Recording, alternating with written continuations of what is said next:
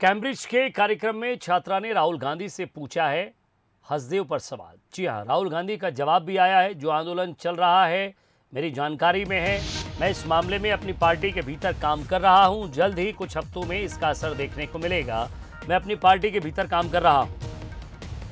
तो छत्तीसगढ़ में हसदेव यात्रा को लेकर सवाल पूछा गया और ये राहुल गांधी ने जवाब दिया है कैम्ब्रिज में। Whose lives are now being threatened by mining and deforestation. However, this Congress party has gone back on its decision and are now sanctioning forest clearance and mining in Hasdeo. How can you defend this decision by your party in light of earlier promises and the rights of the Adivasi people? I'm working on it. I'm working on it internally in our party. We are working on it. Expand any more on that? You'll see the result. When? In a couple of weeks. Where will we see this? In Chhattisgarh. In Chhattisgarh. What are you working to stop them fully? I'm working on it. I see the protest. I know that the protest is going on, and I think in some ways the protest is justified. In what ways do you think it's unjustified? He said it's justified. I said it's justified. तो हसदेव मामले पर प्रभारी D पुरेंदेश्वरी का भी बयान आया है। हसदेव अरण्य एक बड़ा मुद्दा है। पुरेंदेश्वरी हसदेव मामले पर बीजेपी आदिवासियों के साथ है। राहुल गांधी ने कैम्ब्रिज में कहा हम आदिवासियों के साथ हैं, लेकिन छत्तीसगढ़ में आदिवासियों के साथ कहां हैं?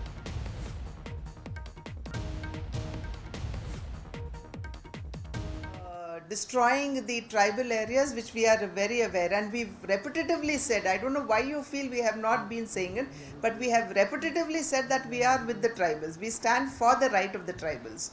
And that is the reason why we are going to the people. See, one of the program that has been given in these 15 days is being given to the ST Morcha, to go to the people and tell them that we are with them, we will stand by them, and we will protect them. But you will also have to question the conversions that is happening there. The conversion is not only a religious issue. I want this to be very clear. It is not a religious issue, but it is an attack on the culture of the tribals. It is an attack on the culture of the tribals, which we have been protesting, which we have been raising our voices. So it is not that we are quiet. We stand by the tribals. Chhattisgarh की पूरी जानकारी आदरणीय पुरंदेश्वरी जी को शायद नहीं है, या फिर उनकी पार्टी के लोग उनको गलत जानकारी देते हैं।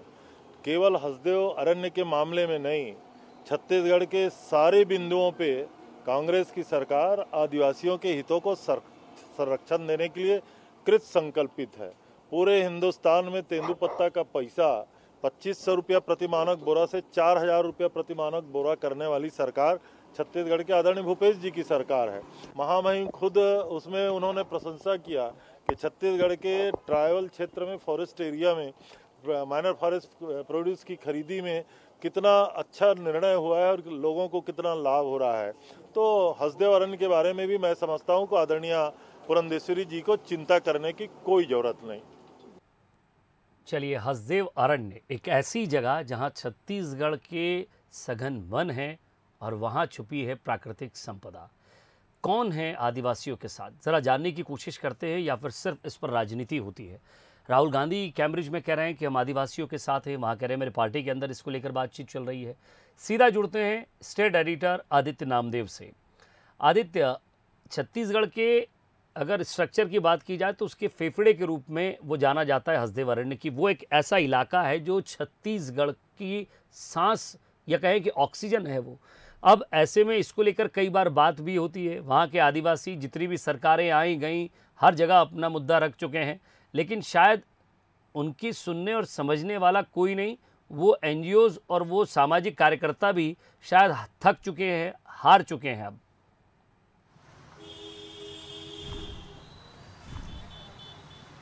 बिल्कुल, देखिए विजय जी, हसदेव अरण्य का जो मामला है अब ये कहीं ना कहीं सरकार के लिए भी फांस बनता जा रहा है।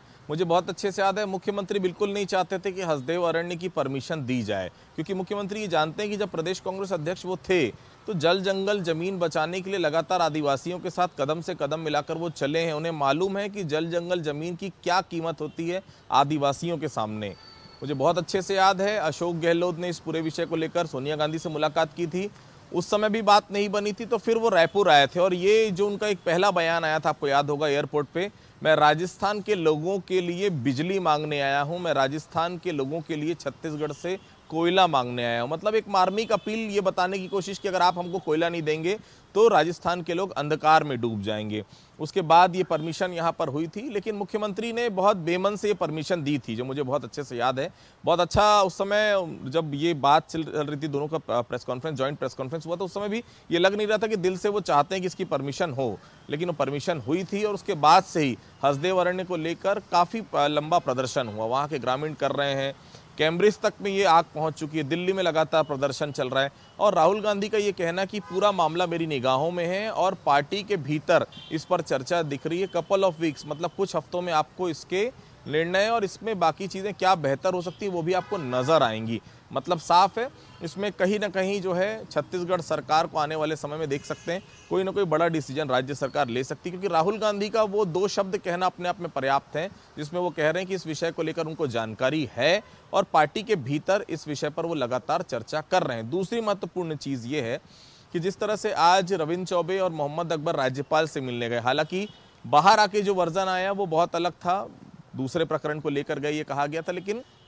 जिस प्रकरण की बात सरकार कर रही है, मोहम्मद अकबर वन मंत्री हैं, वन मंत्री अगर वहां जा रहे हैं तो निश्चित तौर पर हसदेव अरण्य पे कोई ना कोई चर्चा राज्यपाल से भी हुई होगी। हालांकि सूत्रों के हवाले से खबर है, कोई पुष्टि नहीं कर रहा है इसकी।